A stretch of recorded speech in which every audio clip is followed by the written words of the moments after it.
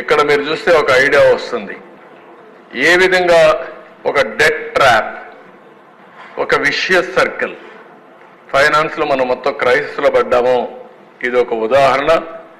High debt servicing 9,74,000కి రాను రాను వడ్డీ కూడా పెంచారు. ఎప్పుడు కూడా బ్యాంక్స్లన్నీ మీరు గుర్తుపెట్టుకోవాలి, క్రెడిబిలిటీ ఉంటే, రేటింగ్ బాగుంటే వడ్డీ తక్కువ ఉంటుంది. ఎవరైనా అప్పులు అడిగిన వాళ్ళు అట్నే ఉంటారు. తిరిగి ఇస్తారని నమ్మకం ఉంటే వడ్డీ తక్కువ ఇస్తారు, ఎందుకంటే సేఫ్ కాబట్టి. నువ్వు తిరిగి పే చేయలేవనే అనుమానం వస్తే వడ్డీ పెంచుకుంటా పోతారు. అదే ఇక్కడ జరిగింది. ఓ దగ్గర 2%, 3%, 4% హై ఇంట్రెస్ట్ రేట్లు వచ్చాయి. ఆ విధంగా మనకు అప్పులు కట్టడం, వడ్డీ కట్టడం చాలా సమస్యగా తయారవుతుంది. ఇంకొక పక్కన డిక్రీజ్ ఇన్ క్యాపిటల్ ఎక్స్పెండిచర్ తగ్గింది, బాగా ఖర్చులు తగ్గాయి. దీనివల్ల ప్రొడక్టివ్ ఎక్స్పెండిచర్ ఇన్వెస్ట్మెంట్లు పెట్టలేకపోయారు. దీంతో ఆదాయం తగ్గిపోయింది. మళ్ళా హైయర్ ట్యాక్సెస్కి వెళ్ళారు, మోర్ బారోయింగ్స్కి వెళ్ళారు. దానివల్ల మళ్ళా ఈ సైక్లింగ్గా పెరిగింది, కానీ క్రైసిస్ పెరిగింది, కానీ సమస్య పరిష్కారం కాలేదు. దీనివల్ల మళ్ళా ఫండ్స్ డైవర్ట్ చేశారు, ఆస్తులు తాకట్టు పెట్టారు. కడాన సెంట్రల్ స్పాన్సర్డ్ స్కీమ్స్ ఏవైతే ఉన్నాయో, మనం 30% పెడితే గవర్నమెంట్ 70% ఇస్తుంది. మనం 40% పెడితే వాళ్ళు 60% ఇస్తారు. మనం 40% ఇవ్వలేక, 30% ఇవ్వలేక, 10% ఇవ్వలేక వచ్చిన డబ్బులు డైవర్ట్ చేసి కడాన డబ్బులు కూడా వాళ్ళు ఇవ్వకుండా బ్లాక్ లిస్ట్లో పెట్టే పరిస్థితికి వచ్చారు. అది ఒక హౌసింగ్ తీసుకోవచ్చు, ఒక ఎస్సీ కార్పొరేషన్ తీసుకోవచ్చు, ఏదైనా సరే అన్నిట్లో ఇదే జరిగే పరిస్థితికి వచ్చింది. అందుకే అక్కడ ఫిస్కల్ పారామీటర్స్ మీకు కొన్ని పెట్టారు, ఎకనామిక్ ఇండికేటర్స్. ఎలక్ట్రిసిటీ డ్యూటీ మనం ఉన్నప్పుడు 6 పైసలు వేసి, తెలుగుదేశం ఉన్నప్పుడు 6 పైసలు వేసింది, ఇప్పుడు రూపాయి చేశారు. ఆ రూపాయి కూడా ఆ రోజు 6 పైసలు ఎలక్ట్రిసిటీ బోర్డే తీసుకున్నారు. వీళ్ళు వచ్చిన తర్వాత రూపాయి ఎలక్ట్రిసిటీ డ్యూటీ వేసి గవర్నమెంట్ లాగా వేసుకునే పరిస్థితికి వచ్చారు. దానివల్ల ఇంకా క్రైసిస్ పెరిగే పరిస్థితికి వచ్చింది. వాటర్ టారిఫ్ కేఎల్ ఆ రోజు 40 రూపాయలు ఉంటే ఈరోజు 120 రూపాయలు పెరిగింది. ఇంకో పక్క శాండ్ ఫ్రీ ఉంటే 475. ఆర్టీసీ బస్ రేట్లు 0.6 నుంచి 2.6 ఉంటే 0.8, 2.7. ఫిస్కల్ డెఫిషిట్ 35,000 రూపాయలు ఉంటే ఇప్పుడు 60,000 రూపాయలు, 60,000. అదే డెట్ జిఎస్టిపి రేషియో 44% ఉంటే 53%. ఇన్ఫ్లేషన్ 4.5 నుంచి 6.2. పర్ క్యాపిటా డెట్ 74,790 ఉంటే ఇప్పుడు 1,44,336. పర్ క్యాపిటా ఇన్కమ్ 13.2% ఉంటే 9.5% తగ్గిపోయింది. ఇండస్ట్రియల్ క్రెడిట్ గ్రోత్ 15.3% అప్పుడు గ్రో అయింటే ఇప్పుడు 6.8%. అంటే క్రెడిట్ తీసుకున్న వాళ్ళు కూడా లేరు, అప్పులు తీసుకొని మళ్ళా ఇన్వెస్ట్మెంట్ పెట్టడానికి కూడా ముందుకు రాని పరిస్థితికి వచ్చాం. ఇంకో పక్క పర్ క్యాపిటా పవర్ కన్జంప్షన్ 9% అప్పుడు గ్రో అయితే ఇప్పుడు 2% గ్రోత్కి వచ్చేసింది. కరెంటు వాడకం కూడా తగ్గిపోయే పరిస్థితికి వచ్చింది.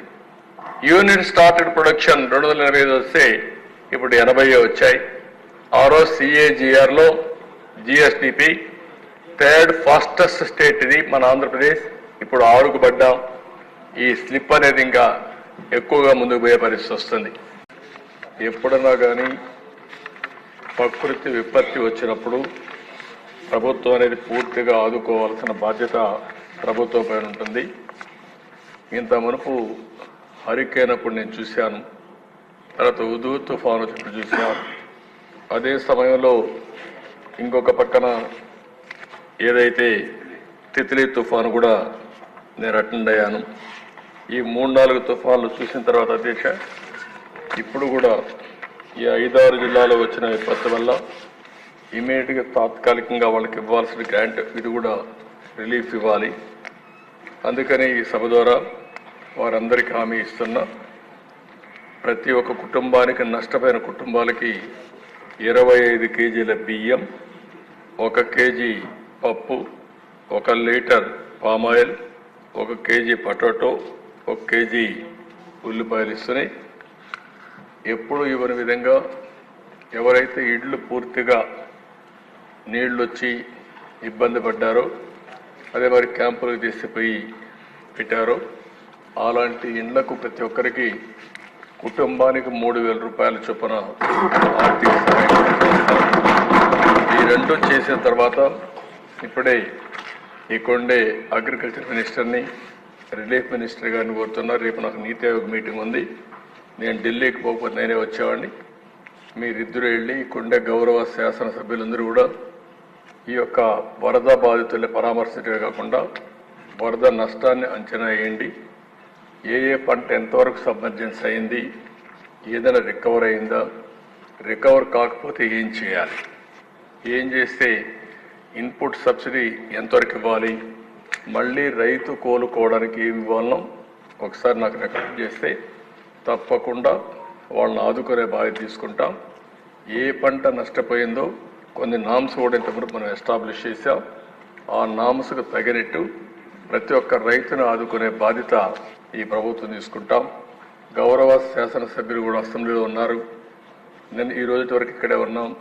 ఈ మధ్య వచ్చిన వరదలు కానీ మామూలుగా ఇక్కడ వచ్చిన వరదల కంటే పైన పడిన వర్షాల వల్ల ఎక్కువ నీళ్లు రావడం, గోదావరి ప్రాంతాల్లో ఎక్కువ గురే పరిస్థితి వచ్చింది. ఏదేమైనా ప్రతి ఒక్కరిని పరామర్శించే బాధ్యత మంది. మీరు ఫీల్డ్కి వెళ్ళండి, వాళ్ళకు అండగా ఉండండి. అదే మరి మంత్రులు కూడా వస్తారు.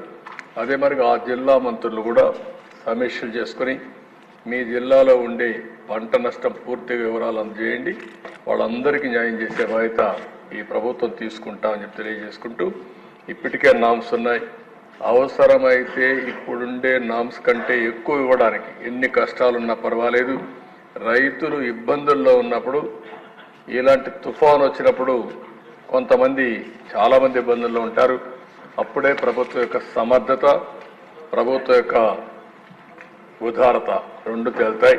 కాబట్టి నేను ఒకటే చెప్తున్నా, వరదలు వచ్చినప్పుడు కానీ, కరువు వచ్చినప్పుడు కానీ, తుఫాను వచ్చినప్పుడు కానీ ఈ ప్రభుత్వం ఇంతవరకు చేసి చూపించాం.